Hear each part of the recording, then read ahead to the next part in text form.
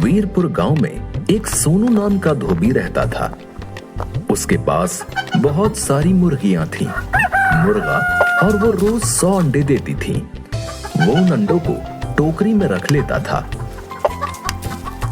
सोनू अपनी पत्नी से बोलता है, सीमा, मैं अंडे बेचने जा रहा हूँ, मुर्गी को दाना डाल देना। हाँ जी, डाल दूंगी। सोनू स्कूटर पर शहर के घरों में अंडे पहुंचाने जाता था। सोनू और सीमा दोनों मुर्गियों से बहुत ज्यादा प्यार करते थे, क्योंकि वही मुर्गियां उनके जीवन का आधार थीं। कभी कभी अगर मुर्गियों के अंडे बच जाते तो वो गांव के लोगों में बांट देते। एक दिन सोनू अपने घर फ्रिज खरीद के लाता है। गांव में किसी घर में फ्रिज नहीं था। सोनू मिठाई लेकर अपने पड़ोसी कालू के घर पहुंचता है। लीजिए कालू भैया, मिठाई खाइए। किस बात की मिठाई है? आज मैं फ्रिज खरीद के लाया हूं।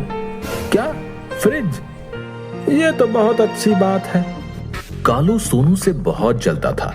सोनू जब चला जाता है तो कालू अपनी पत्नी से कहता है, इनकी मुर्गियां तो काम वाली बन गई हैं। इनके अंडों से ये अमीर होते जा रहे हैं।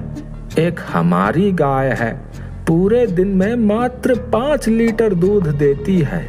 कालू की पत्नी, और जब भी इनके घर कोई भी नई चीज आती है, हमें मिठाई खिलाने जरूर आते हैं जलाने के लिए। कैसा रहेगा अगर हम इनकी मुर्गियां चुरा कर अपने घर ले आए? क्या पागल हो गई हो? कालू की पत्नी, अरे तुम पागल हो गए हो क्या? मुर्गियों को यहाँ ले आओ और उन पर निशान लगा देंगे, और गांव वालों को कह देना कि बाजार से नई मुर्गियां लेकर आए हैं। कालू पत्नी से बोला, बात तो तुमने सही कही है। रात में जब सोनू और सीमा सो जाते हैं, कालू चुपके से उनके घर में घुस जाता है और मुर्गियों को अपने घर में ले आता है। मुर्गियों पर वो निशान लगा देता है और सो जाता है। अगले दिन जब सोनू और सीमा सोकर उठते हैं तो वो देखते हैं कि मुर्गियां गायब हैं। भगवान, ये मुर्गियां कहाँ चली गईं? बेचारे सोनू और सीमा अपने पड़ोसियों पर बिल्कुल भी शक नहीं करते। पूरे गांव में मुर्गियां तलाशते रहते हैं। जब पूरे गांव में मुर्गियां नहीं मिलती तो दोनों जंगल में बैठकर रोने लगते हैं। उस दिन दोनों खाना भी नहीं खाते। सीमा, पता नहीं हमारी मुर्गियां कौन ले गया। तभी सोनू देखता है जंगल में कुछ मुर्गियां घूम रही हैं। सोनू और सीमा दोनों उनके पास जाते हैं। सीमा सोनू से बोलती है, यह तो हमारी मुर्गियां नहीं है।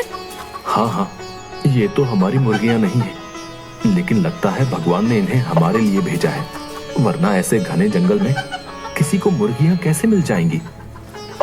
सोनू और सीमा उन मुर्गियों को अपने घर ले आते हैं। अगले दिन सीमा मुर्गियों के अंडे उठाने लगती है। तभी उसे एक सोने का अंडा दिखता है। अरे सुनते हो, देखो मुझे क्या मिला है। क्या? सोने का अंडा? ये मुर्गी ने कैसे दिया? अगले दिन जब मुर्गियां अंडे देती हैं तो उसमें एक और सोने का अंडा दिखता है। लगता है ये मुर्गी रोज एक सोने का अंडा देती है। सोनू और सीमा को रोज एक सोने का अंडा मिलने के कारण वो लोग जल्दी ही अमीर हो गए। वो जल्दी एक बड़ा घर बनवा लेते हैं और गाड़ी भी खरीद लेते हैं। उधर कालू जब भी मुर्गियों के अंडे उठाता तो मुर्गियां कालू को चोंच मारती। कालू और उसकी पत्नी मुर्गियों को मारते थे और जबरदस्ती अंडे उठाते। इन मुर्गियों ने तो नाक में दम कर दिया है। वहां इतने प्यार से अंडे उठाने देती थी और यहाँ ये मुर्गियों ने इतना नाटक करते हैं। कालू की पत्नी, सोनू का तो इतना बड़ा घर बन गया और उन लोगों ने गाड़ी भी खरीद ली। समझ ही नहीं आ रहा उनके पास इतने पैसे कहाँ से आए। कालू रात में सोनू के घर जाकर देखता है और चुपके से सोनू और सीमा की बातें सुनने लगता है। सोनू, आज हम जो भी हैं अपनी इन मुर्गियों के कारण हैं। अगर रोज एक सोने का अंडा ये ना देती तो हम कभी अमीर नहीं हो पाते। कालू, अच्छा, लगता है इनकी मुर्गी के पेट में ढेर सारे सोने के अंडे हैं। सोनू और सोनू की पत्नी सीमा जब सो जाते हैं तो कालू रात में उनके घर में घुस जाता है और उन मुर्गियों को भी अपने घर ले जाता है। कालू सोना पाने के चक्कर में मुर्गियों का पेट चीर देता है। मुर्गियों के पेट में सोना नहीं पाता और मुर्गियां मर जाती हैं। कालू की पत्नी, जल्दी से मुर्गियों को फेंक कर आओ, नहीं तो हम फंस जाएंगे। लेकिन गांव का चौकीदार कालू को रोक लेता है। चौकीदार, अरे ये तो सोनू भाई जी की नई वाली मुर्गियां हैं, तुमने इनको मार डाला। चौकीदार कालू को पकड़कर सोनू के घर ले जाता है। सोनू, कालू, तुमसे तो ये उम्मीद नहीं थी, हम तुम्हें कितना अच्छा समझते थे। सीमा, कहीं हमारी पहले वाली मुर्गियां तुमने तो नहीं चुराई? कालू, मुझे माफ कर दो, आपकी पहले वाली मुर्गियां भी मैंने ही चुराई थी। गांव में पंचायत बुलाई जाती है।